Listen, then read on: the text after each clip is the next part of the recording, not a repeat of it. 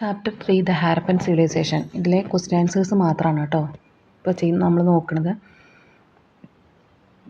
First question, why is the Indus valley civilisation called the Harappan civilisation? എന്തുകൊണ്ടാണ് Indus valley സിവിലൈസേഷനെ Harappan civilisation എന്ന് വിളിക്കാൻ കാരണം? അപ്പോൾ എന്തുകൊണ്ടാണ് ഇൻഡസ് വാലി സിവിലൈസേഷൻ എന്ന് പറയുന്നത്? അതിൽ സിന്ധു നദിയുടെ തീരത്തും സിന്ധു നദിയുടെയും പിന്നെ അതുപോലെ സിന്ധു നദിയുടെ പോഷക നദികളുടെയും തീരത്താണ് നമ്മൾ പറഞ്ഞു. അതിൽ കുറേ ഭാഗങ്ങളിലായിട്ട് വളരെ എക്സ്റ്റെൻഡ് ചെയ്ത് കിടക്കുന്നതാണ് ഹാരപ്പൻ ഇൻഡസ് വാലി സിവിലൈസേഷൻ എന്ന് പറയുന്നത്. പക്ഷെ അതിൽ ആദ്യം കണ്ടുപിടിച്ചിട്ടുള്ള സ്ഥലം എന്ന് പറയുന്നത് ഹാരപ്പ ആയതുകൊണ്ട് അതിന് വേറൊരു പേരായിട്ട് ഹാരപ്പൻ സിവിലൈസേഷൻ എന്ന് പറയുന്നു. The Indus Valley civilization is called Harappan civilization because Harappan was the first site where the traces of the civilization were discovered. അപ്പം ഈ സിവിലൈസേഷൻ കണ്ടെത്തിയ സമയത്ത് ആദ്യം കണ്ടെത്തിയത് ഹാരപ്പയിലായതുകൊണ്ട് അതുകൊണ്ടാണ് ആ പേര് കിട്ടിയിട്ടുള്ളത്. What were the different phases of Harappan culture? അപ്പോൾ ഹാരപ്പൻ കൾച്ചറിൻ്റെ ഡിഫറെൻറ്റ് ഫേസസ് ഏതൊക്കെയാണെന്ന് ചോദിച്ചു കഴിഞ്ഞാൽ 3 ഘട്ടമായിട്ടാണ്. ഫേസ് എന്ന് പറയുന്നത് PHASES എന്നാണ് കേട്ടോ ഫേസ് എന്ന് വരുന്നത്. ആ ഒരു ഫേസാണ് വരുന്നത്. അപ്പം അത് വിവിധ ഘട്ടം എന്നാണ് പറയണത്. അപ്പോൾ അതിൽ വരുന്നത് എയർലി ഹാരപ്പൻ ഫേസ്, അതായത് തുടക്കകാലം. ഹാരപ്പൻ കൾച്ചർ തുടങ്ങി അത് ഡെവലപ്പായിട്ട് വന്നുകൊണ്ടിരിക്കുന്ന ഒരു കാലമാണ് എയർലി ഹാരപ്പൻ ഫേസ് എന്ന് പറയുന്നത്. 3500 BC മുതൽ 2600 BC വരെ. അടുത്തത് മെച്യൂർ ഹാരപ്പൻ ഫേസാണ്. മെച്യൂർ ഹാരപ്പൻ ഫേസിൽ അതിലെല്ലാ എല്ലാ രീതിയിലും പുരോഗമിച്ച് കഴിഞ്ഞൊരു സമയമാണ് ഈ 2600 BC മുതൽ 1900 BC വരെയുള്ളത്. Last one late Harappan phase. ഈ ഒരു സമയത്താണ് ഹാരപ്പൻ ഫേസിൻ്റെ അതിന് ഡിക്ലൈൻ സ്റ്റാർട്ട് ചെയ്യുന്നത്, അതായത് അധപ്പതനം തുടങ്ങിയ ഒരു കാലഘട്ടം. അങ്ങനെ അതിൻ്റെ ഒരു അവസാനത്തിലേക്ക് എത്തി എന്നാണ് പറയുന്നത്. അപ്പം 3 ഘട്ടങ്ങൾ ഏതൊക്കെയാണെന്ന് വെച്ച് കഴിഞ്ഞാൽ എയർലി ഹാരപ്പൻ ഫേസും മെച്യൂർ ഹാരപ്പൻ ഫേസും ലേറ്റ് ഹാരപ്പൻ ഫേസും ഇത്രയാണ് ഉള്ളത്. Name any 2 important Harappan sites in Haryana and Gujarat. ഹരിയാനയിലും ഗുജറാത്തിലുമുള്ള ഹാരപ്പൻ സൈറ്റുകൾ ഏതൊക്കെയാണെന്ന്. Banawali and Rakhigarhi in Haryana. അപ്പോൾ ഹരിയാനയിലുള്ള 2 സൈറ്റുകളാണ് ബനാവലിയും രാഗിഗർഹി എന്ന് പറയുന്നതും ഹരിയാനയിലുള്ളതാണ്. അതേപോലെ ലോത്തലും ധോളവീരയും ഗുജറാത്തിലുള്ളതാണ്. ഈ ലോത്തലിൻ്റെയൊക്കെ എപ്പോഴും ചോദിക്കും കേട്ടോ. ലോത്തലും രാഗിഗർഹിയും ബനാവലി ഇതൊക്കെ അധികം ഇമ്പോർട്ടൻ്റ് ആണ്. അത് എവിടെയാണെന്നുള്ളത് ഒന്നില്ലെങ്കിൽ MCQ ആയിട്ട് ഓപ്ഷൻ കൊടുത്തിട്ടോ അല്ലെങ്കിൽ ഫിൽ ഇൻ ദ ബ്ലാങ്ക്സ് ഒക്കെ ആയിട്ടോ അധികം ഉണ്ടാവാറുണ്ട്. Who discovered Mohenjodaro? മോഹൻജൊദാരോ കണ്ടെത്തിയിട്ടുള്ളത് മോഹൻ ബാനർജി എന്ന് പറഞ്ഞിട്ട് പഠിക്കാൻ പറഞ്ഞതാണ്. RD ബാനർജിയാണ് മോഹൻജൊദാരോ കണ്ടെത്തിയിട്ടുള്ളത്. Harappa is located on the banks of which river? ഇത് കഴിഞ്ഞ പ്രാവശ്യം വന്നിട്ടുണ്ടായിരുന്ന ക്വസ്റ്റ്യൻ ആയിരുന്നു. രവി നദിയുടെ തീരത്ത്. എല്ലാവരും ഇൻഡസ് അല്ലെങ്കിൽ ഇൻഡസ് റിവർ എന്ന് എഴുതി വയ്ക്കും, സിന്ധു നദി എന്ന് എഴുതി വയ്ക്കും. പക്ഷേ സിന്ധു നദിയുടെ പോഷക നദിയായിട്ടുള്ള രവി നദിയുടെ തീരത്താണ് ഹാരപ്പ ഉള്ളത്. അപ്പോൾ മറക്കാതെ അത് പഠിച്ചു വയ്ക്കുക കേട്ടോ. What are the important features of an urban culture? Urban കൾച്ചറിൻ്റെ, അതായത് നഗരവൽക്കരണത്തിൽ അതിൽ ഇമ്പോർട്ടൻറ്റ് ഫീച്ചർ പറയുമ്പോൾ അതിൻ്റെ സവിശേഷത. The important feature of an urban culture are the well planned cities ഒക്കെ വളരെയധികം പ്ലാൻ ചെയ്തിട്ട് നഗരാസൂത്രണം, അതാണ് അതിൻ്റെ മലയാളം. നഗരാസൂത്രണം, വളരെ നല്ല രീതിയിലുള്ള നഗരാസൂത്രണം. പിന്നെ അതുപോലെ ആർട്സ് ആൻഡ് ക്രാഫ്റ്റും ടാക്സേഷൻ, സ്ക്രിപ്റ്റ് ഇങ്ങനെയുള്ള കാര്യങ്ങളിലൊക്കെ വളരെ നല്ല രീതിയിലായിരുന്നു ഈ ഒരു അർബൻ കൾച്ചറിൽ ഉണ്ടായിരുന്നത്. ആർട്സ് പറയുമ്പോൾ ക്രാഫ്റ്റ് എന്നൊക്കെ പറയുമ്പോൾ കരകൗശല വസ്തുക്കളും അതുപോലുള്ള കാര്യങ്ങൾ, പിന്നെ നികുതി, ലിപി, ഇതൊക്കെ ഈ ഒരു കാര്യങ്ങളിലൊക്കെ വളരെയധികം അതൊക്കെ മെയിൻ ഫീച്ചറായിരുന്നു ഈ ഒരു കാലഘട്ടത്തിൽ. The citadel in Harappan towns was normally located in which direction? The citadel എന്നുണ്ട് സ്പെല്ലിംഗ് കണ്ടോ? CITADEL, citadel. ഈ സിറ്റാഡൽ എന്ന് പറയുന്നത് വെസ്റ്റേൺ ഡയറക്ഷൻ എന്ന് പറയുമ്പോൾ പടിഞ്ഞാറ് ഭാഗത്ത്. അപ്പോൾ ഈ സിറ്റാഡൽ എന്ന് പറയുന്നത് നമ്മൾ ഈ ഒരു ഇതിൽ ഹാരപ്പ എന്നല്ല, ഹാരപ്പൻ ടൗൺസ് എന്ന് പറയുമ്പോൾ നിങ്ങൾ അങ്ങനെ അതൊന്നും ആക്കണ്ട. ആ ഒരു കാലഘട്ടത്തിൽ 2 തരത്തിലാണ്. അത് ഒരു ഭാഗം ഉയർന്നിട്ടൊരു കോട്ടയും മറ്റേത് താഴ്ന്നൊരു പ്രദേശവും അങ്ങനെയായിരുന്നു എന്നൊക്കെ നമ്മൾ ആ ക്ലാസ് എടുക്കുമ്പോൾ പറഞ്ഞിട്ടുണ്ട്. അതിൽ ഉയർന്ന പ്രദേശത്തിലാണ് കുറച്ചുകൂടിയും ഇത് നഗരങ്ങളൊക്കെ നോക്കിയിരുന്ന ആൾക്കാരൊക്കെ താമസിച്ചിരുന്നത്. രാജാവ് ഉണ്ടെന്നൊന്നും അന്ന് കണ്ടുപിടിച്ചിട്ടൊന്നുമില്ല. പക്ഷേ ആരായാലും അവരൊക്കെ താമസിച്ചിരുന്നത് പെട്ടെന്ന് ശത്രുക്കൾ വന്നു കഴിഞ്ഞാൽ പെട്ടെന്ന് വളഞ്ഞ് ആക്രമിക്കാതിരിക്കാൻ വേണ്ടിയിട്ട്. അപ്പോൾ ആ സിറ്റാഡൽ എന്ന് പറയുന്നത്, അതാണ് ഉയർന്ന പ്രദേശത്താണ് നമ്മൾ ഈ സിറ്റാഡൽ എന്ന് പറയുന്നത്. അപ്പോൾ അത് പടിഞ്ഞാറ് ഭാഗത്താണ് മെയിനായിട്ടുള്ളത്. ഇത് ഉയർന്ന കോട്ട. ഇതിലെ ഉയർന്ന കോട്ട 2 തിരിച്ചതിൽ ഉയർന്ന ഭാഗം ഏതാണെന്ന് വെച്ചാലും അത് സിറ്റാഡൽ എന്നാണ് കേട്ടോ എഴുതേണ്ടത്. What kind of BRICS where used for building the houses. ഇതും ഇമ്പോർട്ടൻ്റ് ആണ്. ബേൺഡ് ബ്രിക്സ് ആണ്, ചുട്ട ഇഷ്ടികകളാണ് ഈ കാലഘട്ടത്തിലെ ഹൗസസ് ഒക്കെ ബിൽഡ് ചെയ്യാൻ വേണ്ടിയിട്ട് ഉപയോഗിച്ചിരുന്നത്. Where was the great bath discovered. Great bath ഒരു മഹാസ്നാനഘട്ടം, അതാണ് അതിൻ്റെ മലയാളം വേർഡ് വരിക. ഗ്രേറ്റ് ബാത്ത് എന്ന് പറയുന്നത് മോഹൻജൊദാരോയിലാണ് ഉണ്ടായിരുന്നത്. Name the major structure found at Lothal. ഇതിലിപ്പോൾ ക്വസ്റ്റ്യൻ നമ്പർ കൊടുക്കാത്തതുകൊണ്ട് നിങ്ങൾക്ക് ഇത് ഏതാണെന്നുള്ളത് അറിയുന്നുണ്ടോ? Name the major structure found at Lothal. ലോത്തലിൽ നമ്മൾ കണ്ടിട്ടുള്ള, അതായത് എല്ലായിടത്തും ഓരോ ഫീച്ചേഴ്സ് ഉണ്ട്. അപ്പോൾ അതിൽ ഈ ലോത്തൽ എന്ന് പറയുന്നിടത്താണ് ഡോക്കിയാർഡ്. ഡോക്കിയാർഡ് എന്ന് പറയുമ്പം ഷിപ്പൊക്കെ ഡോക്ക് ചെയ്യുന്ന സ്ഥലം, അത് ഷിപ്പൊക്കെ നങ്കൂരിട്ട് നിർത്തുമല്ലോ, അത് ആ ഒരു സ്ഥലമുള്ളത്, ഡോക്കിയാർഡ് ഉള്ളത് എവിടെയാണ്? ലോത്തൽ. അതൊക്കെ ഇമ്പോർട്ടൻ്റ് ആണ് കേട്ടോ. Besides agriculture which economic activity was practised by Harappan people. Harappan പീപ്പിളിൻ്റെ, അതായത് അഗ്രികൾച്ചർ മെയിൻ ഒക്കുപ്പേഷൻ എന്ന് പറയുന്നത് അവർക്ക് അഗ്രികൾച്ചർ തന്നെയാണ്. അതിൻ്റെ കൂടെ ബിസൈഡ്സ് അഗ്രികൾച്ചർ, അതിൻ്റെ കൂടെ തന്നെയുള്ള വേറെ എന്ത് പിന്നെ സാമ്പത്തികപരമായിട്ട് അവർക്ക് എന്ത് ആക്ടിവിറ്റിയാണ് ഉണ്ടായിരുന്നത്? പാസ്റ്ററലിസം അല്ലെങ്കിൽ കാറ്റിൽ റയറിംഗ് എന്ന് പറയുന്നത് കൃഷി മൃഗപരിപാലനം. അതായത് ഇപ്പോൾ പശുക്കളെന്ന് മാത്രമല്ല, മൃഗങ്ങളെ വളർത്തി അങ്ങനെ പൈസ അല്ലെങ്കിൽ അറിയാലോ, അങ്ങനെ കന്നുകാലി വളർത്തൽ എന്ന് പറയും. അപ്പോൾ പാസ്റ്ററലിസം, അത് നിങ്ങൾക്ക് എന്താണെന്നുള്ളത് ഇംഗ്ലീഷിലുള്ള വേർഡ് ശരിക്കും നോക്കുക. പാസ്റ്ററലിസം, PASTORALISM, അത് നോക്കുക, അല്ലെങ്കിൽ നിങ്ങൾക്കത് പെട്ടെന്ന് അവിടുന്ന് കിട്ടില്ല. Name the chief food crops consumed by the Harappans. Harappans agriculture അങ്ങനെ ഉപയോഗിച്ചിരുന്നു. അതുപോലെ ഭക്ഷണത്തിനായിട്ട് ഉപയോഗിച്ചിരുന്ന വിളകൾ എന്ന് പറയുമ്പോൾ വിളകൾ ഏതൊക്കെയായിരുന്നു? Wheat, barley, sesame, mustard, peas, jujube etcetera. Jujube അങ്ങനെ ഒരു ഗ്രെയിൻ അല്ലെങ്കിൽ ക്രോപ്സ് ആയിട്ടുള്ളത്. അപ്പോൾ ഇതൊക്കെയായിരുന്നു ഗോതമ്പും ബാർലിയും. പിന്നെ സീസം പറയുമ്പോൾ എള്ള്, മസ്റ്റാർഡ്, കടുക്, പീസ്, ജുജുബി അങ്ങനെയൊക്കെ ഉള്ളത്. ജുജുബി പറഞ്ഞാൽ അതിൻ്റെ അതും അങ്ങനെ ഒരു ഇതിൽ പെടുന്നതാണ് കേട്ടോ. Which are the 2 places from where we get evidence of rice as a food crop during the Harappan period. അപ്പോൾ ഹാരപ്പൻ പീരീഡ് എന്ന് പറയുന്നത് ഈ ഹാരപ്പൻ കൾച്ചറിൽ, അതായത് ഇൻഡസ് വാലി സിവിലൈസേഷൻ, ആ ഒരു കാര്യത്തിനാണ് ഈ ഹാരപ്പൻ പീരീഡ് എന്ന് പറയുന്നത്. അതിൽ റൈസ് ഒരു ഫുഡ് ക്രോപ്പായിട്ട് ഉപയോഗിച്ചിരുന്ന തെളിവ് ലഭിച്ചിരുന്ന സ്ഥലം എവിടെയാണ്? വേറെയുള്ളടത്തൊന്നും തെളിവ് ലഭിച്ചിട്ടുണ്ടായിരുന്നില്ല. പക്ഷേ ലോത്തൽ ആൻഡ് രംഗ്പൂരിൽ റൈസ് ഉപയോഗിച്ചിരുന്നതിനായിട്ട് തെളിവ് ലഭിച്ചിട്ടുണ്ട്. Next one, where was the bronze dancing girl found. അപ്പം ഈ ബ്രോൺസ് പറഞ്ഞ വെങ്കലം, ബ്രോൺസ് പറഞ്ഞ വെങ്കലമാണ്, വെങ്കല യുഗമാണ് ഈ ഹാരപ്പൻ കൾച്ചർ എന്ന് പറയുന്നത്. അപ്പോൾ അത് ഓർത്ത് വയ്ക്കുക, ബ്രോൺസ് ഏജ് ആണ്. ആ ഒരു ബ്രോൺസിൽ നിർമ്മിച്ചിട്ടുള്ള ഡാൻസ് ചെയ്യുന്ന ഒരു ഗേളിൻ്റെ ഒരു എന്താ പറയുക, ഒരു പ്രതിമ. അപ്പോൾ അത് കണ്ടെത്തിയത് മോഹൻജൊദാരോയിലാണ് കേട്ടോ. Name any 2 important crafts Indian Harappan period. അപ്പം അതായത് ക്രാഫ്റ്റ് എന്ന് പറഞ്ഞാൽ ക്രാഫ്റ്റ് വർക്കുകൾ നിങ്ങൾക്ക് അറിയില്ലേ, ക്രാഫ്റ്റ്. അപ്പോൾ അത് ചെയ്തിട്ടുള്ള എന്താ പറയുക, കരകൗശല വസ്തുക്കൾ അങ്ങനെയൊക്കെ നിർമ്മിക്കുന്നത്. അപ്പോൾ അതിൽ ഏതൊക്കെയായിരുന്നു ഹാരപ്പൻ പീരീഡിൽ കണ്ടെത്തിയിട്ടുള്ളത്? ബീഡ് മേക്കിംഗ്, അത് മുത്ത് നിർമ്മാണം, പിന്നെ പോട്ടറി മേക്കിംഗ്, മൺപാത്ര നിർമ്മാണം, ഇത് രണ്ടും ഉണ്ടായിരുന്നു. Which place was the chief source of copper for the Harappan people. Harappan പീപ്പിളിൽ എന്താ പറയുക, കോപ്പർ ചെമ്പിൻ്റെ കൂടുതൽ ഉറവിടം കണ്ടെത്തിയിട്ടുള്ളത് എവിടെയാണ്? ഗേത്രി മൈൻസ്. ഖനനം ചെയ്യുന്ന Khetri mines in Rajasthan was the chief source of copper for the Harappan people. Khetri mines, അത് മാത്രം ഓർത്താൽ മതി കേട്ടോ. രാജസ്ഥാനിലാണെന്നും കൂടി ആലോചിക്കുക. ചിലപ്പം ഏത് സ്ഥലത്താണെന്ന് മാത്രമേ ചോദിക്കുന്നുണ്ടാവുള്ളൂ. Harappan society is believed to be a society, matriarchal സൊസൈറ്റിയാണ്. അതായത് മാതൃദായകം എന്ന് പറയും മലയാളത്തിൽ. മാതാവിനെ, അതായത് പിതാവിനേക്കാൾ മാതാവിന് പ്രാധാന്യം കൊടുത്തിരുന്ന ഒരു സൊസൈറ്റി ആയിരുന്നു ഹാരപ്പൻ സൊസൈറ്റി എന്ന് പറയുന്നത്. അതാണ് മാട്രിയാർക്കൽ എന്ന് പറയുന്നത്. Where the workmen's quarters discovered. എവിടെയാണ് ഇങ്ങനെ തൊഴിലാളികളുടെ ക്വാർട്ടേഴ്സ് ആയിട്ടുള്ളത് കണ്ടെത്തിയിട്ടുള്ളത്? ഹാരപ്പയിലാണ്. The Harappans used clothes made of which material. Harappans use ചെയ്തിട്ടുള്ള ക്ലോത്ത്സ്, അവർ ഉപയോഗിക്കുന്ന തുണിത്തരങ്ങളൊക്കെ ഇവിടുന്ന് എന്ത് മെറ്റീരിയൽ കൊണ്ടാണ് യൂസ് ചെയ്തിട്ടുള്ളത്? ഇതൊക്കെ കണ്ടെത്തിയിട്ടുള്ള കാര്യങ്ങളാണ് കേട്ടോ. കണ്ടെത്താതെ നമുക്കിത് ഉറപ്പിച്ച് പറയാൻ പറ്റുന്ന കാര്യങ്ങളല്ല, തെളിവ് കിട്ടുന്നതിനനുസരിച്ചിട്ട് നമ്മൾ ഡിസൈഡ് ചെയ്യുന്ന കാര്യങ്ങളാണ്. Harappan used clothes made of cotton and wool. Cotton പറയുമ്പോൾ പരുത്തി, കോട്ടൺ. വൂൾ പറയുമ്പോൾ കമ്പിളി. അപ്പം കോട്ടനും വൂളും കൊണ്ട് ഉപയോഗിച്ച ഡ്രസ്സുകളാണ് നമ്മൾ കണ്ടെത്തിയിട്ടുള്ളത്. From where has the famous Pashupati seal been discovered. Pashupati പറഞ്ഞിട്ടൊരു സീലുണ്ട്.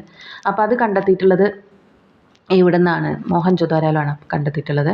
Which tree is often represented on the Harappan seals. Harappan സീൽസിലൊക്കെ സീല് വെക്കുള്ളൂ. നമ്മൾ ഇന്നത്തെ പോലത്തെ നല്ല അഡ്വാൻസ്ഡ് അങ്ങനത്തെ സീലൊന്നുമല്ല, പക്ഷെ എന്നാലും അവരൊരു സീലൊക്കെ ഉപയോഗിച്ചിട്ടുണ്ടായിരുന്നു. അപ്പോൾ അതിൽ പീപ്പിൾ ട്രീയിലെ ആൽമരത്തിൻ്റെ എന്താണ് ഒരു സീലിൽ കണ്ടിട്ടുണ്ടായിരുന്നത്.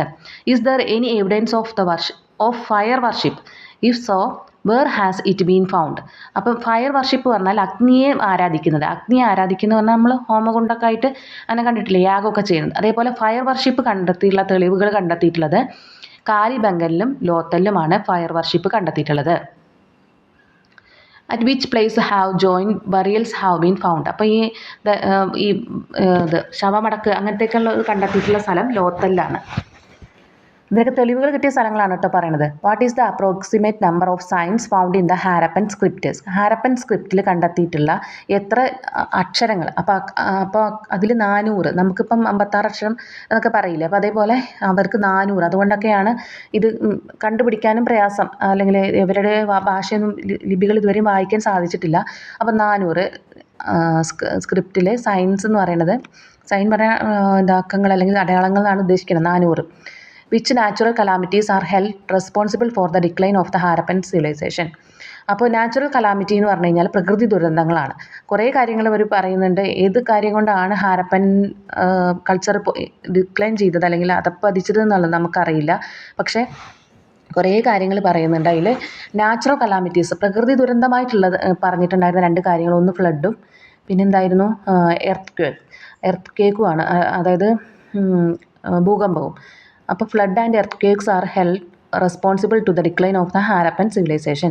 Name one chalcolithic site each in Madhya Pradesh and Maharashtra. അപ്പോൾ ഈ ചാൽക്കോൾത്തിക് എന്ന് പറയുന്നത് ഈ എന്താ പറയുക, സ്റ്റോൺ, നമ്മൾ ആദ്യത്തെ ഒരു ഇതിലൊക്കെ പഠിക്കുന്നുണ്ടായിരുന്നു, സ്റ്റോൺ മാത്രം വെപ്പണായിട്ട് ഉപയോഗിച്ചിരുന്ന, ആയുധങ്ങളായിട്ട് സ്റ്റോൺ മാത്രം ഉപയോഗിച്ചിരുന്ന ഒരു കാലഘട്ടം ഉണ്ടായിരുന്നു, പാലിയോളിത്തിക് ഏജ് അങ്ങനെയൊക്കെയുള്ള കാലഘട്ടങ്ങളിൽ. പിന്നെ ഈ സ്റ്റോൺ ഏജ് തന്നെ 2-3 ആയിട്ട് Palaeolithic, Neolithic, mesolithic and Neolithic അങ്ങനെ പറഞ്ഞിട്ട് ഡിവൈഡ് ചെയ്തിട്ടുണ്ട്. സ്റ്റോൺ ഏജ് മാത്രം. അതിൽ സ്റ്റോണിൻ്റെ കൂടെ കോപ്പർ കൂടി, ചെമ്പ് കൂടി ഉപയോഗിക്കാൻ തുടങ്ങിയിട്ടുള്ള കാലമാണ് ഈ ചാൽക്കോൾത്തിക് ഏജ് എന്ന് പറയുന്നത്. അത് കഴിഞ്ഞിട്ട് പിന്നെ ആ ഒരു കാലഘട്ടം കഴിഞ്ഞപ്പോൾ പിന്നെ സ്റ്റോൺ മാറി, പിന്നെ ഈ ചെമ്പിൻ്റെ കൂടെ വേറെ ചേർത്ത് അങ്ങനെ ബ്രോൺസ് ഏജിലാണ് ഈ ഹാരപ്പൻ സിവിലൈസേഷനൊക്കെ ഉള്ളത്.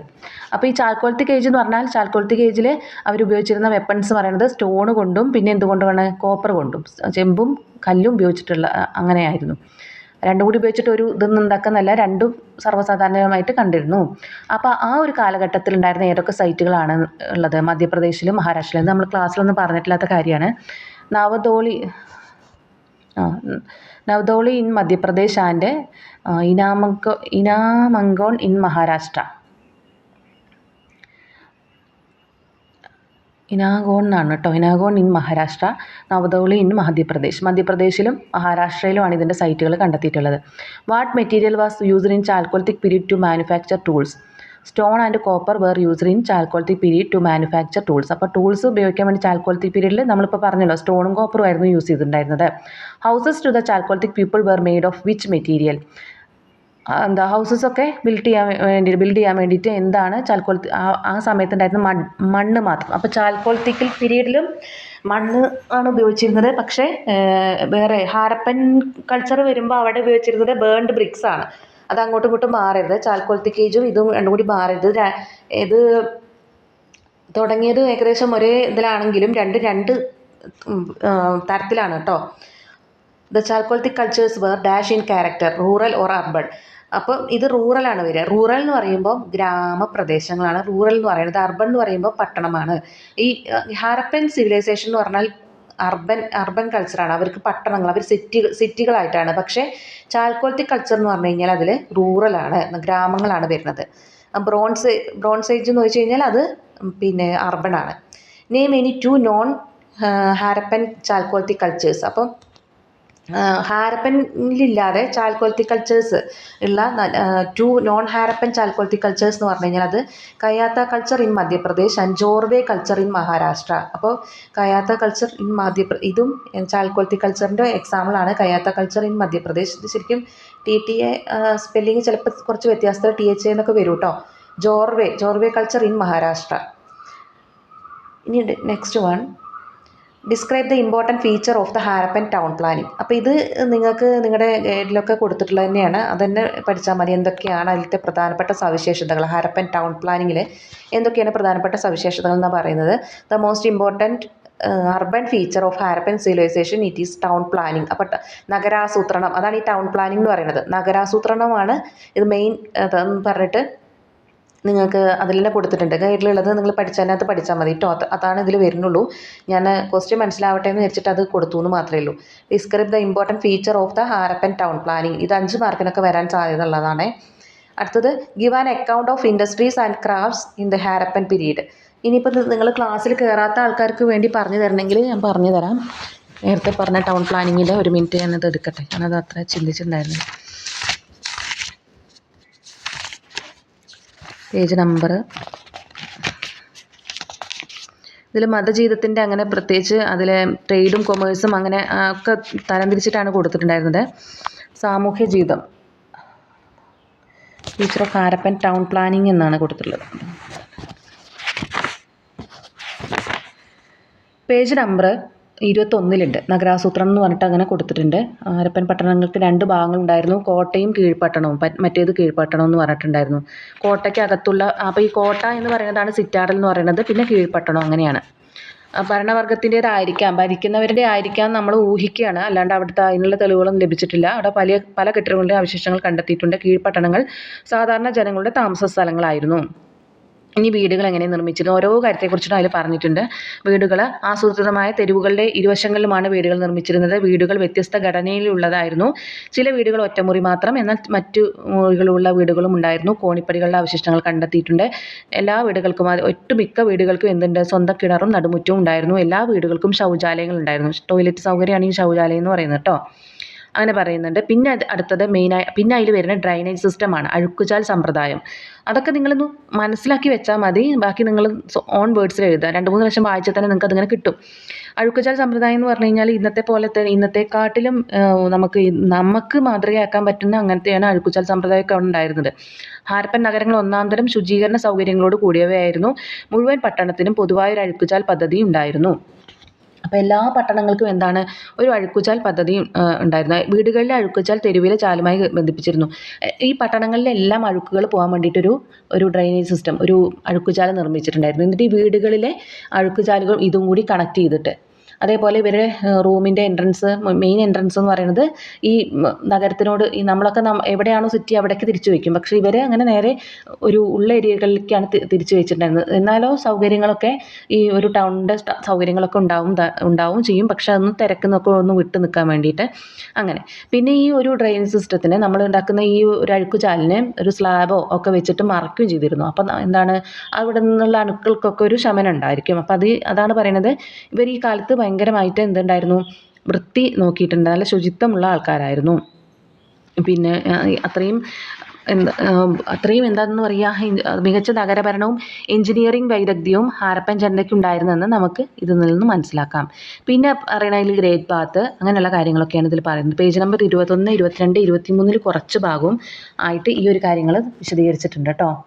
പിന്നെ അടുത്തത് industries and craft in the Harappan period. ഇനിയിപ്പം അതും നിങ്ങളിൽ കൊടുത്തിട്ടുണ്ട്. എന്തൊക്കെയായിരുന്നു ഹാരപ്പയിൽ നിന്ന് ലഭിച്ച, അത് പേജ് നമ്പർ 23 കൊടുത്തിട്ടുണ്ട്. ഹാരപ്പയിൽ നിന്ന് ലഭിച്ച മുദ്രകൾ, കളിമൺ രൂപങ്ങൾ, മൺപാത്രങ്ങൾ, ആഭരണങ്ങൾ തുടങ്ങിയവ അവരുടെ കരവിരുതിന് ഉദാഹരണമാണ്.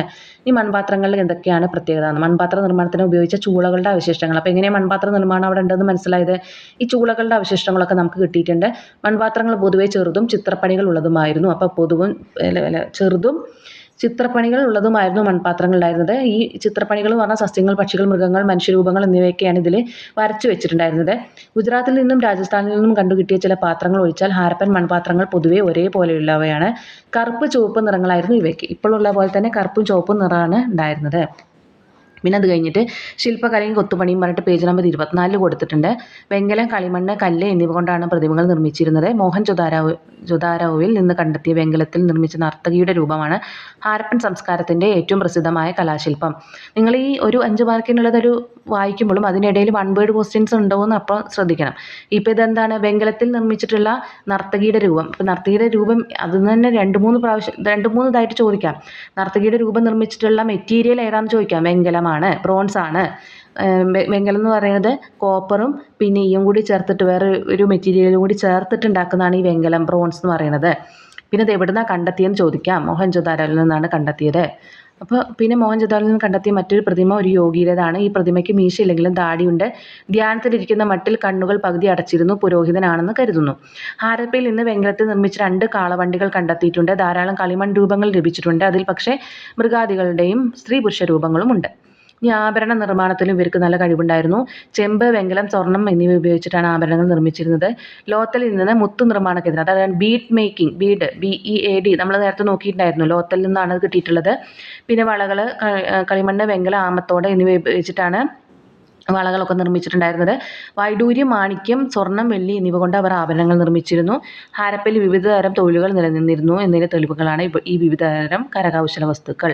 ഇത്രയും നിങ്ങൾക്ക് ഇതിൽ കൊടുത്തിട്ടുണ്ട്. അപ്പോൾ അത് വായിച്ചാൽ മതി. ഇത് വായിച്ചിട്ട് നിങ്ങൾക്ക് ഇതാണോ വായിക്കാൻ എളുപ്പം തോന്നണമെന്ന് വെച്ചാൽ ഇത് വായാലും മതി. ഇപ്പോൾ 5 മാർക്കിനൊക്കെ ആകുമ്പോൾ ഇത്രയും എഴുതണം കേട്ടോ. നിങ്ങൾക്ക് അതിൽ കൊടുത്തിട്ടുണ്ട്, അത്രയും എഴുതണം. അടുത്തത് account for the decline of the Harappan civilisation. അപ്പോൾ ഹാരപ്പൻ സിവിലൈസേഷൻ എങ്ങനെയാണ് അതിൻ്റെ അധപ്പതനം, അതും നിങ്ങൾക്ക് നിങ്ങളുടെ ഗൈഡിൽ കൊടുത്തിട്ടുണ്ട്. അതേപോലെ ഞാൻ അയച്ചെന്ന PDF ഉണ്ടായിരിക്കും കേട്ടോ. എല്ലാം ഒന്ന് വായിച്ച് നോക്കണേ. നിങ്ങൾ ഒരു ഇത് പഠിക്കുന്ന സമയത്ത് അതെല്ലാം വായിക്കും. ഇപ്പോൾ തന്നെ തുടങ്ങിയാലാണ് നിങ്ങൾക്ക് അതൊക്കെ തീർന്നു കിട്ടുള്ളൂ. ഇനി ഇതിൽ അതും പറഞ്ഞിട്ടുണ്ട്. അത് എന്തൊക്കെയാണെന്ന് ഞാൻ പറയാം. അതിൽ ഉണ്ട്, അത് ഉണ്ടാവാൻ സാധ്യതയുണ്ട്. എങ്ങനെയൊക്കെയാണെന്ന് ഞാൻ പറയാം. ഒന്ന് ചിലർ പല ഹിസ്റ്റോറിയൻസും, അതായത് ഇതിനെക്കുറിച്ച് ചരിത്രത്തെക്കുറിച്ച് പഠിക്കുന്നവരാണ് ഹിസ്റ്റോറിയൻസ് എന്ന് പറയുന്നത്. അപ്പോൾ പേജ് നമ്പർ 25 ഉണ്ട് കേട്ടോ. Account for the decline of the Harappan civilisation. അപ്പോൾ പതന കാരണങ്ങൾ എന്തൊക്കെയാണെന്നുള്ളത്. ഹാരപ്പൻ സംസ്കാരത്തിൻ്റെ നാശം എങ്ങനെ സംഭവിച്ചു എന്ന് കൃത്യമായി പറയുക വിഷമമാണെങ്കിലും ചില കാര്യങ്ങൾ ചരിത്രകാരന്മാർ ചൂണ്ടിക്കാണിക്കുന്നു. അവയിൽ പ്രധാനം ഇവയാണ്. വർഷപാതത്തിൽ വന്ന മഴയുടെ കുറവ് സിന്ധു പ്രദേശത്തെ ഒരു മരുഭൂമിയാക്കി മാറ്റി. കാലാവസ്ഥയിൽ വന്ന ഈ മാറ്റം മൂലം ജനങ്ങൾക്ക് നാടുവിടേണ്ടി വന്നു. അപ്പോൾ മഴയുടെ ഇപ്പോൾ നമുക്കുണ്ടല്ലോ കാലാവസ്ഥയിൽ വ്യത്യാസം. നമ്മൾ വിചാരിക്കുന്ന സമയത്ത് മഴയാവില്ല, മഴയില്ലാത്ത സമയത്ത് മഴയുണ്ട്, മഴയുള്ള സമയത്ത് ചിലപ്പോൾ വെയിലായിരിക്കും. അങ്ങനെയുള്ളത് പോലെ മാറ്റങ്ങളൊക്കെ വന്നിട്ട് അപ്പോൾ പിന്നെ എന്താണ്, അവിടെ താമസിക്കണമെങ്കിൽ കൃഷി ചെയ്യാനൊന്നും പറ്റാതെ അവരെ മുഖ്യ തൊഴിൽ എന്ന് പറയുന്നത് എന്താണ്, കൃഷിയാണ്. രണ്ടാമതാണ് കന്നുകാലി വളർത്തലും ഒക്കെ ഉള്ളൂ. അപ്പോൾ ഈ എന്താ പറയുക, ഇത് കൃഷിയൊന്നും ചെയ്യാൻ പറ്റാതെ അവരങ്ങനെ മരുഭൂമിയായി മാറിയപ്പോൾ അവർ സ്വാഭാവികമായിട്ട് അവിടെ നിന്ന് മാറി വേറെ നാട്ടിലേക്ക് കുടിയേറി പാർത്ത് കാണും എന്നങ്ങനെ. പിന്നെ സിന്ധു നദിയുടെ കാലക്രമത്തിലുണ്ടായ ഗതിമാറ്റം മണ്ണിൻ്റെ വളക്കൂറ് നഷ്ടപ്പെടുത്തി. ഇതുമൂലം ജനങ്ങൾ നാടുവിട്ടിരിക്കണം. അപ്പം മഴയുടെ മാത്രമല്ല, സിന്ധു നദി അവിടെ ഇല്ലാത്തത് തന്നെ അതും ഒരു പ്രശ്നമാണ്. അപ്പോൾ സിന്ധു നദി മാറി ഒഴുകും. അപ്പോൾ അങ്ങനെ ചിലപ്പോൾ അങ്ങനെ അവർ പോയിട്ടുണ്ടാവാം. ആര്യന്മാരുടെ ആക്രമണമായിരിക്കാം. ആര്യന്മാർ ആക്രമിച്ചിട്ട് ഇവരെ നശിപ്പിച്ചതായിരിക്കാം എന്നൊരു കുറച്ച് ആൾക്കാർ ഇതിനെക്കുറിച്ച് സ്റ്റഡി ചെയ്തുകൊണ്ടേയിരിക്കുകയാണ്. അപ്പോൾ ഈ അടുത്ത് വരെ നമുക്ക് ഗുജറാത്തിൽ ഇപ്പോഴും കണ്ടെത്തിയിട്ടുണ്ടല്ലോ, ഹാരപ്പൻ സൈറ്റുകൾ ഇപ്പോഴും കണ്ടെത്തിയിട്ടുണ്ട്. അപ്പോൾ ഇതിങ്ങനെ നമ്മൾ ചെയ്തുകൊണ്ടേയിരിക്കുന്ന സംഭവമാണ്. ഇവർക്ക് സ്ക്രിപ്റ്റ് വായിക്കാനൊന്നും സാധിച്ചിട്ടില്ല. അതുകൊണ്ട് കൂടുതൽ വിവരങ്ങളും കിട്ടിയിട്ടില്ല. അപ്പോൾ ഓരോന്നും നമ്മളൊരു അസ്യൂം ചെയ്യുകയാണ്, ഇങ്ങനെ ആയിരിക്കാം എന്നുള്ളത്. ഭൂകമ്പമോ കൊടുങ്കാറ്റോ കാരണം നഗരങ്ങളാകെ നശിച്ചതാകാമെന്നും പണ്ഡിതന്മാർ അഭിപ്രായപ്പെടുന്നു. അപ്പോൾ ഇതാണ് നമ്മൾ പറഞ്ഞ പക്ഷെ നമ്മളതിൽ ഫ്ലഡോ അല്ലെങ്കിൽ എർത്ത് ആണോ എന്ന് പറഞ്ഞു. ഭൂകമ്പമോ കൊടുങ്കാറ്റോ കാരണം നഗരങ്ങളാകെ നശിച്ചതായിരിക്കാം എന്ന്. ഇതൊക്കെയാണ് ഇതിൽ നിങ്ങൾക്ക് പേജ് നമ്പർ 25 കൊടുത്തിട്ടുണ്ട് കേട്ടോ. അത് പഠിച്ചാൽ മതി. പിന്നെ decline of the Harappan civilisation. ഇനി അതിൽ 5 മാർക്കിനൊക്കെ ചോദിക്കണം വെച്ചാൽ ഇതിൽ കുറച്ചല്ലേ ഉള്ളൂ. അപ്പോൾ നിങ്ങൾ എന്ത് ചെയ്യണം, ഹാരപ്പൻ സിവിലൈസേഷൻ എന്ന് പറയുന്നത് ഇന്ന നദിയുടെ തീരത്തായിരുന്നു, സിന്ധു നദിയുടെയും പോഷക നദികളുടെയും തീരത്തായിരുന്നു. പിന്നെ ഇതിൻ്റെ 3 ഘട്ടം എഴുതുക. പിന്നെ അതിൽ കുറച്ച് അങ്ങനെയൊക്കെ എഴുതിയിട്ട് പിന്നെ ഈ ഒരു കാരണങ്ങളും കൊണ്ട് അങ്ങോട്ട് എഴുതുക. അങ്ങനെയാണ്, അപ്പോഴാണ് ആ മാർക്ക് തികയുക. Give an account of the life of the non Harappan chalcolithic people. അപ്പോൾ അത് നമ്മൾ പറഞ്ഞു, ഈ ഹാരപ്പൻ കൾച്ചറിലല്ലാണ്ടുള്ള ഒരു ചാൽക്കോളിത്തിക് പീപ്പിളിൽ, ഹാരപ്പൻ്റെ അല്ല പറയുന്നത്, നോൺ ഹാരപ്പൻ ചാൽക്കോളിത്തിക് കൾച്ചർ എന്നാണ്. അപ്പോൾ ഇതിൽ നിങ്ങളുടെ ഗൈഡിൽ കൊടുത്തിട്ടില്ല. By regional variation the chalcolithic cultures are characterised by the use of tools made of copper as well as stone. They used chalcedony, chert etcetera for making stone tools. The major tools used were long, parallel, sided blades, pen knives, lunades, triangles, and trapses. Some of the blade tools were used in agriculture. ഇതിൽ കുറേ ഇങ്ങനെ തെറ്റുണ്ട് കേട്ടോ. അപ്പോൾ ഇതിൽ മെയിനായിട്ട് നിങ്ങൾ നോക്കുക, എന്താ പറയുക, എന്താ ഞാൻ പറഞ്ഞിരുന്നത്, ഇവർ ഈ സമയത്ത് ചാൽക്കോൾത്തി പീപ്പിൾസ് യൂസ് ചെയ്തിരുന്നത് എന്തായിരുന്നു യൂസ് ചെയ്തിട്ടുണ്ടായിരുന്നത്? സ്റ്റോണും കോപ്പറും ഈ രണ്ട് മെറ്റീരിയൽസ് ഉപയോഗിച്ചിട്ടുള്ള ആയുധങ്ങളാണ് അവർ ഉപയോഗിച്ചിട്ടുണ്ടായിരുന്നത്. പക്ഷേ ബ്രോൺസ് ഇതിൽ അല്ലെങ്കിൽ ഹാരപ്പൻ കൾച്ചറിൽ എന്തൊക്കെയായിരുന്നു ഉണ്ടായിരുന്നത്? അവർ വെങ്കലം കൊണ്ടുള്ള ആയുധമാണ് അവർ ഉപയോഗിച്ചിട്ടുണ്ടായിരുന്നത്. പിന്നെ അത് കഴിഞ്ഞ് പിന്നെ അവർ വീട് വെക്കാൻ വേണ്ടിയിട്ട് വെറും മണ്ണ് കൊണ്ടാണ് ഉപയോഗിച്ചിട്ടുണ്ടായിരുന്നത്. മറ്റേ ഹാരപ്പൻ കൾച്ചറിൽ എന്തായിരുന്നു ഉപയോഗിച്ചിട്ടുണ്ടായിരുന്നത്? അതിൽ ബേൺഡ് ബ്രിക്സ് ആണ് ഉപയോഗിച്ചിട്ടുണ്ടായിരുന്നത്. പിന്നെ അതുപോലെ രണ്ടിലും ഉണ്ടാക്കിയ ആയുധങ്ങളുടെ ഷേപ്പിലും അവരുപയോഗിക്കുന്ന ആയുധങ്ങൾക്കും വ്യത്യാസം ഉണ്ടായിരുന്നു. പിന്നെ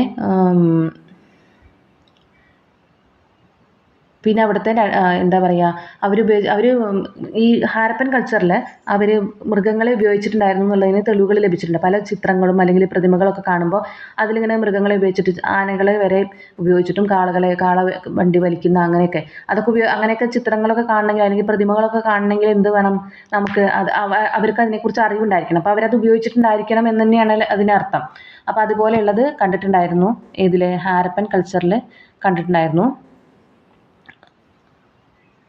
പിന്നെ ഇതിൽ ഫിഷ് ഹുക്ക് ഇങ്ങനെ ഇതിൽ കണ്ടെത്തിയിട്ടുള്ള, അതായത് മീൻപിടുത്തത്തിൻ്റെയും അങ്ങനെയൊക്കെ ഇതിൽ തെളിവുകൾ ലഭിച്ചിട്ടുണ്ട്. ഈ ഒരു ചാൽക്കോളിത്തിക് പീരീഡിൽ അതിനുള്ള തെളിവുകളൊക്കെ കിട്ടിയിട്ടുണ്ട്.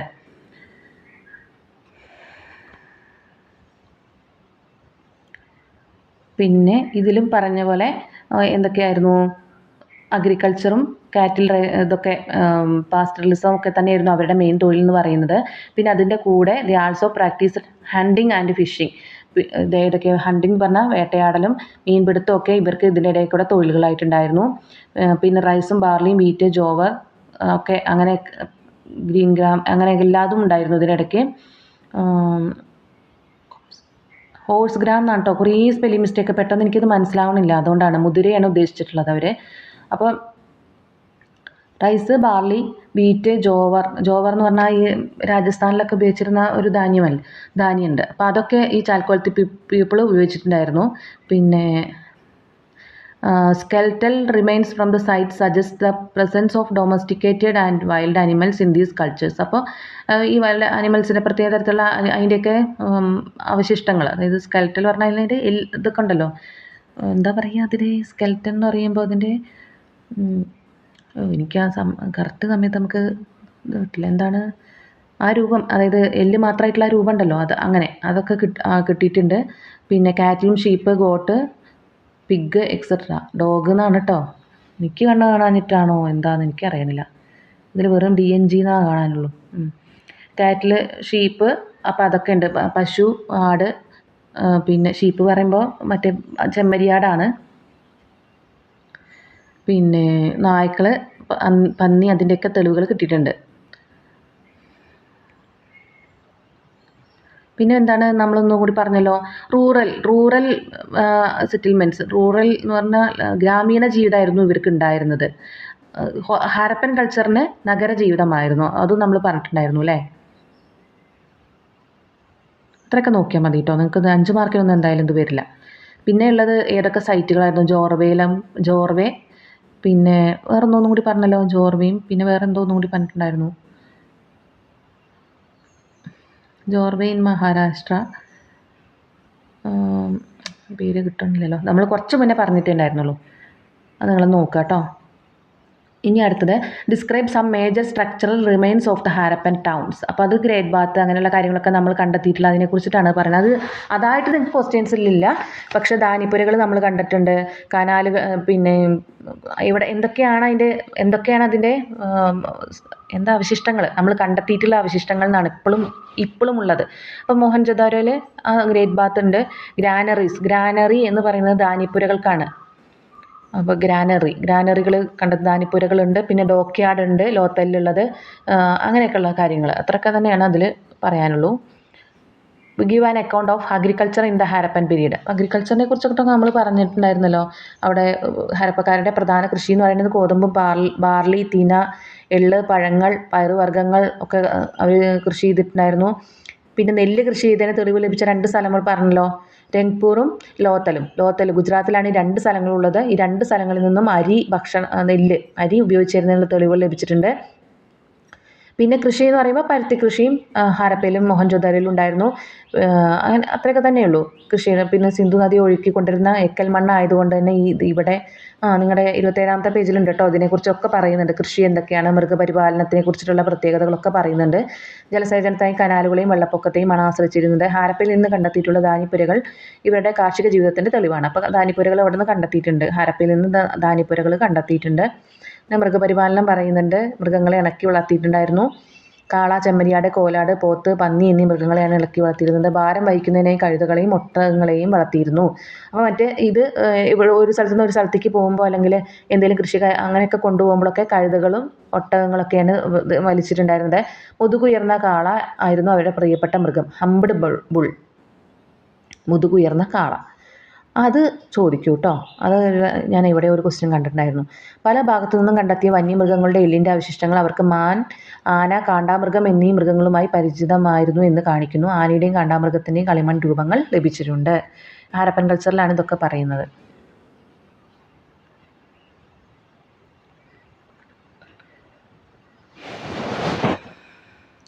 Explain the origin and extent of the Harappan civilisation. അപ്പോൾ അത് നമ്മൾ ഇത്രയും പഠിച്ച് തന്നെ എഴുതിയാൽ മതി. 3 ഫേസസ് ഉണ്ട്. പിന്നെ എന്താ പറയുക, എവിടെ നിന്നാണ് കണ്ടെത്തിയിട്ടുള്ളത്, ഹാരപ്പനിൽ ആദ്യമായിട്ട് അതിൻ്റെ അവശിഷ്ടം ലഭിച്ചത് ഹാരപ്പയിൽ നിന്നാണ്. പിന്നെ ഇതിൽ നിങ്ങൾക്ക് അറിയുന്ന കാര്യങ്ങളൊക്കെ അതാണ് എഴുതിക്കുക. 5 മാർക്കിന് അടിച്ച 3 മാർക്കിന് അടിച്ച കുറച്ച് എഴുതാൻ പാടുള്ളൂ. Describe the social differentiation in the Harappan period. അപ്പം സാമൂഹ്യ ജീവിതമാണ് അതിൽ പറയുന്നത്. അപ്പോൾ മാട്രിയാർക്കൽ ഇൻ നേച്ചർ. അപ്പോൾ അതായത് മാതാവിന് അല്ലെങ്കിൽ സ്ത്രീകൾക്ക് ബഹുമാനം കൊടുത്തിരുന്ന ഒരു ജനതയായിരുന്നു ഉണ്ടായിരുന്നത്. ഇതിലുണ്ടോ എന്ന് നോക്കട്ടെ കേട്ടോ. ഉണ്ടായിരുന്നത്. പിന്നെ എന്താണ്,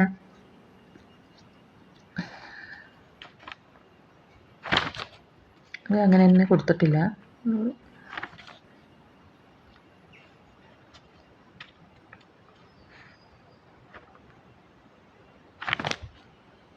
സാമൂഹ്യ ജീവിതം. ഇപ്പം സാമൂഹ്യ ജീവിതത്തിൽ നിങ്ങൾക്ക് അവരുടെ ഭക്ഷണം, വസ്ത്രം, ഫാഷൻ, അത് പേജ് നമ്പർ 26 അത് കൊടുത്തിട്ടുണ്ട്. സാമൂഹ്യ ജീവിതം എന്ന് പറഞ്ഞിട്ട് പ്രധാനപ്പെട്ട ഭക്ഷണങ്ങൾ എഴുതാം. പിന്നെ അരിയുടെ അങ്ങനെ പ്രധാനപ്പെട്ട ഭക്ഷണങ്ങൾ എഴുതുമ്പോൾ തന്നെ അരി ഭക്ഷണത്തിൻ്റെ തെളിവുകൾ ലഭിച്ചത് എവിടുന്നാന്ന് എഴുതാം. പിന്നെ അവരുടെ ഡ്രസ്സ് എന്ന് പറയുന്നത് തുണി അരയിൽ ചുറ്റി ഒരൊറ്റ ഇടത് തോളിലിട്ട്, അതായത് അത് സ്റ്റിച്ച് ചെയ്തിട്ടുള്ള അല്ല, പരുത്തിത്തുണിയും കമ്പിളിത്തുണിയും ഉപയോഗിച്ചിരുന്നു. കൂടാതെ സൂചി നൂലും ഉപയോഗിച്ചിട്ടുണ്ടായിരുന്നു. പക്ഷേ തുണി അരയിൽ ചുറ്റി ഒരറ്റം ഇടത് തോളിലിട്ട് വലത് കൈയുടെ ചൂട്ടിൽ കൊണ്ടുവരികയാണ് ഹാരപ്പൻകാർ ചെയ്തിരുന്നത്. പിന്നെ ആഭരണങ്ങൾ ധരിച്ചിട്ടുണ്ടായിരുന്നു. നീണ്ട തലമുടി ഉണ്ടായിരുന്നു. താടി വളർത്തുന്ന ഒരു ഫാഷനായിരുന്നു എങ്കിലും മീശ വടിച്ച് കളഞ്ഞിരുന്നു. താടി വളർത്തിയിട്ട് മീശ വടിച്ച് കളഞ്ഞിട്ടുണ്ടായിരുന്നു. പിന്നെ മത്സ്യബന്ധനം, കാളപ്പോര്, ചൂതാട്ടം എന്നിവയെല്ലാം ഇവരുടെ വിനോദങ്ങളായിരുന്നു. കുട്ടികൾ കളിമണ്ണ് കൊണ്ടുള്ള കളിപ്പാട്ടങ്ങൾ ഉപയോഗിച്ചിരുന്നു. സംഗീതം, നൃത്തം എന്നിവയും ഇവരുടെ മുഖ്യ വിനോദങ്ങളായിരുന്നു. ആയുധങ്ങൾ. ഹാരപ്പൻ ജനത സമാധാനപ്രിയരായിരുന്നു. മഴു, കുന്തം, വില്ല് എന്നിവയായിരുന്നു അവരുടെ മുഖ്യ യുദ്ധോപകരണങ്ങൾ. മൃഗങ്ങളെ ഇണക്കൽ. മൃഗപരിപാലനം ഹാരപ്പക്കാരുടെ ഉപജീവന മാർഗമായിരുന്നു. അത് നമ്മൾ പറഞ്ഞല്ലോ, പാസ്റ്ററലിസം എന്ന് പറഞ്ഞില്ലേ. ആട്, ചെമ്മരിയാട്, പശു തുടങ്ങിയവയെ ഇണക്കി വളർത്തിയിരുന്നു. ഭാരം വഹിക്കുന്ന മൃഗങ്ങളായ കഴുതകളെയും ഒട്ടകങ്ങളെയും അവർ വളർത്തിയിരുന്നു. ഈ കാലഘട്ടത്തിൽ കുതിര സാധാരണമായിരുന്നില്ല. അപ്പോൾ അവർക്ക് കുതിരനെ പറ്റിയിട്ട് അവർക്ക് അറിയുണ്ടായിരുന്നില്ല കേട്ടോ ഈ ഒരു കാലഘട്ടത്തിൽ. അതേപോലെ ഇരുമ്പിനെ പറ്റിയിട്ടും കുതിരയെ പറ്റിയിട്ടും അവർക്ക് അറിയില്ല, ഈ ഒരു കാലഘട്ടത്തിൽ അറിയണ്ടായിരുന്നില്ല. ഇത്രയാണ് നമ്മുടെ ഈ ഒരു ചാപ്റ്ററിലുള്ളത്. ഇതിലുള്ള ഈ ഗൈഡിലുള്ളത് തന്നെയാണ് അതിൽ. പക്ഷേ ക്വസ്റ്റ്യൻ വരുമ്പോൾ നിങ്ങൾക്ക് മനസ്സിലാവാൻ വേണ്ടിയിട്ട് പറഞ്ഞു എന്നേ ഉള്ളൂ. പിന്നെ അതിൽ കുറച്ച് 1 വേർഡ് ക്വസ്റ്റ്യൻസും ഡിസ്കസ് ചെയ്തിട്ടുണ്ട്. എല്ലാവരും പഠിക്കുക കേട്ടോ. എന്തെങ്കിലും ഡൗട്ട് ഉണ്ടെങ്കിൽ ചോദിച്ചോളൂ.